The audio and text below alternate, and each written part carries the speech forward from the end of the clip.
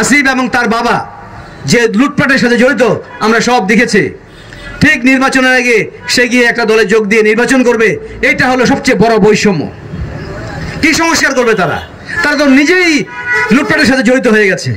যে সংস্কার নিয়ে অনেক রকম টালবাহানা চলছে, কিছু লোককে ভুল বোঝানো হচ্ছে যে বিএনপি সংস্কার ছাড়া নির্বাচন করতে চায় না,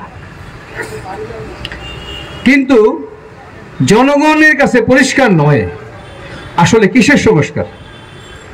সংস্কারের কথা যদি বলতেই হয় তাহলে প্রকৃত অর্থে শহীদ রাষ্ট্রপতি জিয়াউর রহমানকে দিয়েই সংস্কার শুরু হয়েছিল ৭৫ সালে। তৎকালীন রাষ্ট্রপতি শেখ মুজিব বাকশাল সৃষ্টি করেছিলেন।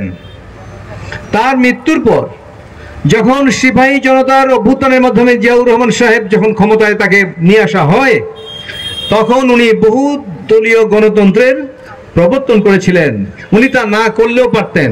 উনি শেখ মুজিবের যে বাকশাল, সেই বাকশালকেই এক নায়কতন্ত্র দিয়েই উনি দেশটা চালু করতে পারতেন, কিন্তু উনি সংস্কার করেছেন বহু দলীয় গণতন্ত্র দিয়ে। আজকের এই অনুষ্ঠান শুধু বক্তৃতা দেওয়ার জন্য নয়, আজকের এই অনুষ্ঠান হলো যারা আমাদের নেতাকর্মী আছেন সেই নেতাকর্মীদেরকে আমাদের ৩১ দফা বুঝতে হবে। মানুষ জিজ্ঞাসা করবে আপনাদের ৩১ দফাটা আসলে কি। আমাদের দায়িত্ব প্রত্যেকটি মানুষের কাছে আমাদের এই ৩১ দফা পৌঁছানো। এই ৩১ দফার কার্যক্রম আমাদের শুরু হলো, আমরা এটা শুরু করব।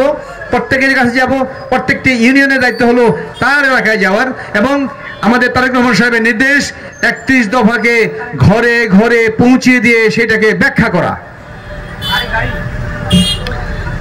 এখানে সবকিছু বলা আছে, আপনারা সবকিছুই বোঝেন।